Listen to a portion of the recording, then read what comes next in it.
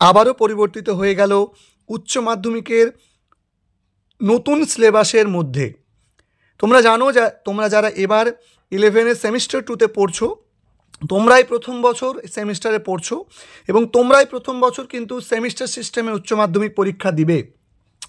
আর তোমাদের এই সিলেবাসে কিন্তু একটা বড়সড় পরিবর্তন নিয়ে এসেছে বোর্ড। কারণ হিসেবে শিক্ষক মহল থেকে, বিভিন্ন জায়গা থেকে তাদের কাছে এই সিলেবাস পরিবর্তনের বিষয়ে বিভিন্ন রকমের রিকোয়েস্ট আসে, সাজেশন আসে। সেই কারণের জন্য তারা এই নতুন পরিবর্তিত রুটিনটা প্রকাশ করেছে। দেখো, গতকালকে এই নোটিফিকেশানটা তোমাদের এসেছে এবং সেখানে কিছু মাইনর চেঞ্জেস এসেছে। আমি বলবো এই যে নতুন যে সিলেবাসটা তোমাদের এসেছে, এই সিলেবাসটা আসার ফলে কিন্তু তোমাদের যে যে শক্ত টপিকগুলো ছিল সেগুলো রিপ্লেস হয়ে যাচ্ছে এবং তোমাদের যে সিলেবাসটা ছিল, যে তুলনামূলক বড় মনে হচ্ছিল অল্প সময়ের মধ্যে এত বড় সিলেবাস কীভাবে পড়বো, এটা কিন্তু অনেকটা ইজি হয়ে গেল। দেখো, সেমিস্টার 1-এ তোমাদের 3টে প্রোজ ছিল, যে প্রোজটার মধ্যে একটা নতুন প্রোজ অ্যাড হয়ে যাচ্ছে এবং 4টে প্রোজ দাঁড়াচ্ছে।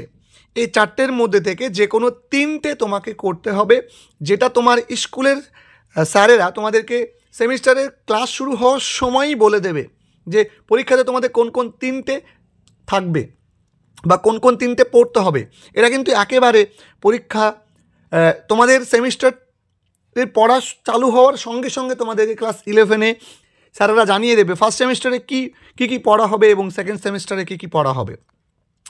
তো আমরা এটা হলো ফার্স্ট সেমিস্টারের কিছু পরিবর্তন। দেখো, ফার্স্ট সেমিস্টারের র্যাপিড রিডারে তোমরা জানো যে তোমাদের শেক্সপিয়ারের 3টে নাটক ছিল, তো 3টে নাটকের সঙ্গে আরও 2টো নাটক অ্যাড করা হয়েছে এবং এই অ্যাড করা নাটকের মধ্যে থেকে যে কোনো 5টা থাকলো, 5টার মধ্যে তোমাকে 3টে করতে হবে, ওই 3টে থেকে প্রশ্ন হবে। এবং একইভাবে তোমার স্কুল কিন্তু তোমাদের সেমিস্টার সিস্টেম অর্থাৎ সেমিস্টারের ক্লাস শুরু হওয়ার শুরুতেই তোমাদেরকে কিন্তু এই সিলেবাসটা জানিয়ে দেবে যে কোন 3টে র্যাপিড রিডার তারা পড়াবেন।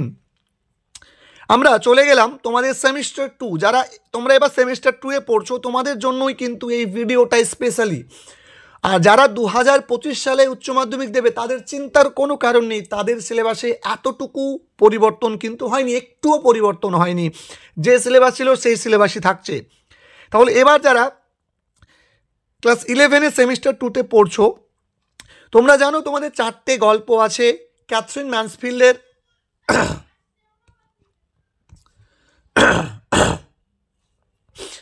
তোমরা জানো তোমাদের 4টে গল্প আছে।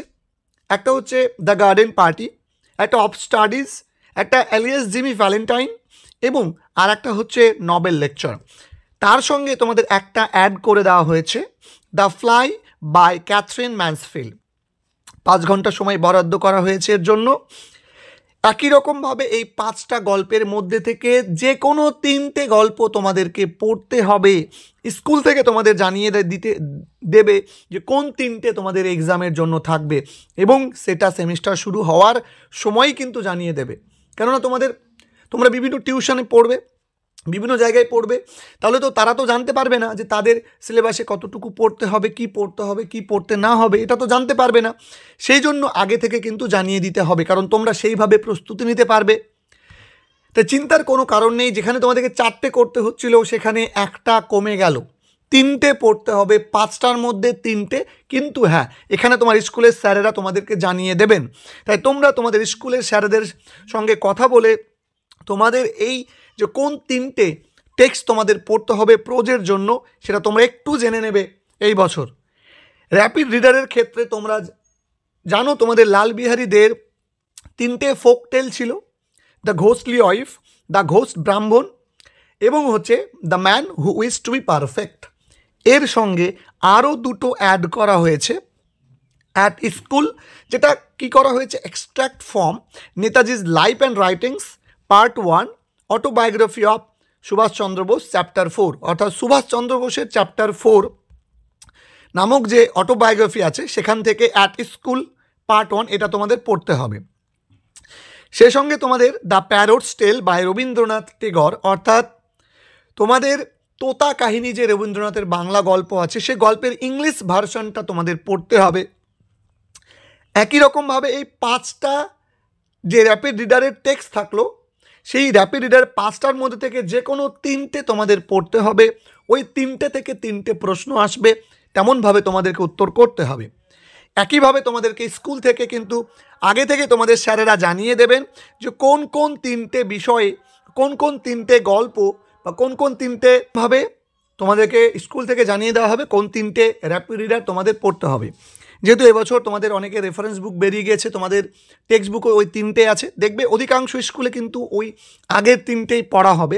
তবে পরবর্তী বছর থেকে হয়তো স্কুলে স্যারেরা এগুলো চেঞ্জ করার কথা চিন্তাভাবনা করবেন, যেটা আমার ব্যক্তিগতভাবে মনে হয়েছে। তবে অনেক স্কুল চাইলে কিন্তু চেঞ্জ করে দিতে পারে এবছর থেকেই, সেটা তোমাদের স্কুলের ওপর, যে স্যার তোমাদের ইংরেজি পড়ান তার উপর কিন্তু টোটালি ডিপেন্ড করছে।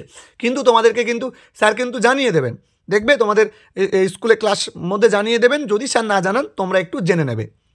এবার তোমাদের যে রাইটিং ছিল, যে অন্যান্য আদার্স যে কবিতা ছিল, যাবতীয় জিনিস একই থাকছে। তোমাদের যে রাইটিং ছিল, তোমাদের যে ফর্মাল লেটার ছিল বা প্যারাগ্রাফ রাইটিং ছিল, যে ইভেন্ট রিপোর্ট ছিল, সেম থাকছে, কোথাও কোনো পরিবর্তন হচ্ছে না। প্রজেক্টের টপিক, প্রজেক্ট, তারপরে এএলএস যে পোর্শনটা তোমাদের ছিল, প্রত্যেকটা বিষয় তোমাদের সেম থাকছে, কোথাও কোনো পরিবর্তন হচ্ছে না। শুধু টেক্সট অ্যাড করা হয়েছে, তার মধ্যে থেকে অল্টারনেটিভ দেওয়া হয়েছে, যে কোনো 3টে করে করতে পাবে।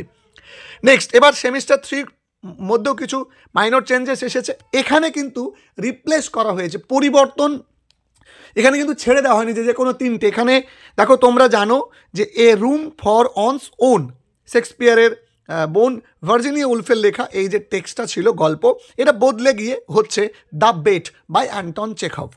অত্যন্ত সহজ হবে, বরঞ্চ এই যে গল্পটা ভার্জিনিয়া উলফের যে গল্পটা ছিল তার চেয়ে দ্য বেট এটা সহজ হবে।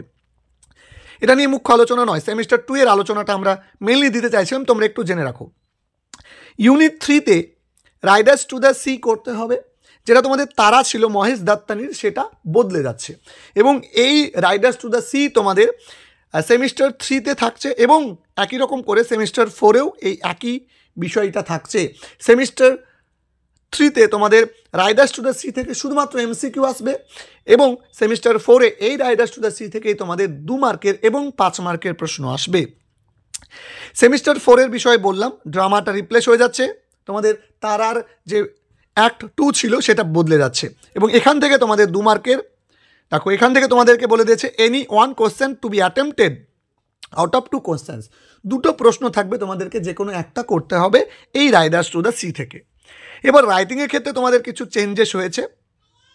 এসে রাইটিং তোমাদের লিখতে হচ্ছিল, বা এসের সাথে অপশানে থাকতো প্রেসি রাইটিং, যে কোনো একটা তোমাদের করতে হতো। এখন হয় তোমাকে এসে করতে হবে, নইলে 2টো করতে হবে। কি, ড্রাফটিং ইমেল কীভাবে লিখতে হয় সেটা, এবং ব্লগ রাইটিং কীভাবে ব্লগ রাইটিং লিখতে হয় সেটা তোমাদের করতে হবে। 75টা ওয়ার্ডে তোমাদের থাকছে। তো খুব গুরুত্বপূর্ণ একটা মাইনর চেঞ্জেস, বরঞ্চ সিলেবাসটা অনেকটা সহজ হলো আমার ব্যক্তিগত ওপিনিয়ন। তোমাদের যে পরীক্ষা হবে, সে পরীক্ষাতে তোমাদের যে টেক্সট ওরিয়েন্টেড যে প্রশ্নগুলো হবে, হয়তো 2 মার্কের প্রশ্ন, 5 মার্কের প্রশ্ন, এর জন্য কিন্তু ওয়ার্ড বেঁধে দেওয়া হয়েছে। 2 মার্কের প্রশ্নের জন্য তোমরা 20 থেকে 30টা ওয়ার্ড লিখতে পাবে, অযথা বাড়িয়ে বেশি বেশি করে লেখার কোনো দরকার নেই, টু দ্য পয়েন্ট উত্তর লিখতে হবে। 20 থেকে 30টা ওয়ার্ডের মধ্যে 2 মার্কের উত্তর থাকবে। এবং 5 মার্কের এবং 6 মার্কের যে প্রশ্নগুলো তোমাদের দেওয়া হবে, সেইগুলো কিন্তু তোমাদেরকে 100 থেকে 120টা ওয়ার্ডের মধ্যে লিখতে হবে। তাই অযথা বড় করে লেখার কোনো প্রয়োজন নেই। বাজার চলতি অনেক বইয়ে কিন্তু বড় বড় উত্তর কিন্তু দেওয়া হয়েছে নামকরা বইয়ে, কিন্তু তোমাদেরকে 100 থেকে 120টা ওয়ার্ডেই কিন্তু লিখতে হবে। এটাই কিন্তু বোর্ডের নির্দেশিকা। তো এই একটা মাইনর চেঞ্জেস তোমাদের সিলেবাসে এসেছিল। ইংরেজি বিষয়ে আমি বলে দিলাম, অন্যান্য বিষয়ের কিন্তু সিলেবাসে কিন্তু পরিবর্তন হয়েছে। যে যে সাবজেক্টে তোমরা পড়ো, আমি বলবো তোমরা পর্ষদের অফিসিয়াল ওয়েবসাইটে যাও, সেখান থেকে তোমরা এই যে তোমাদের সিলেবাস, নতুন যে পরিবর্তিত সিলেবাস, সেটা তোমরা একটু দেখে নাও, এবং তোমরা যে স্যারের কাছে পড়ো বা স্কুলে ওই সাবজেক্টের টিচারের কাছে তোমরা একটু জেনে নাও এই সিলেবাস পরিবর্তনের বিষয়টা নিয়ে। তাহলে তোমরা প্রত্যেকে ভালো থেকো। দেখা হবে তোমাদের সঙ্গে পরবর্তী ভিডিওতে। সকলকে ধন্যবাদ।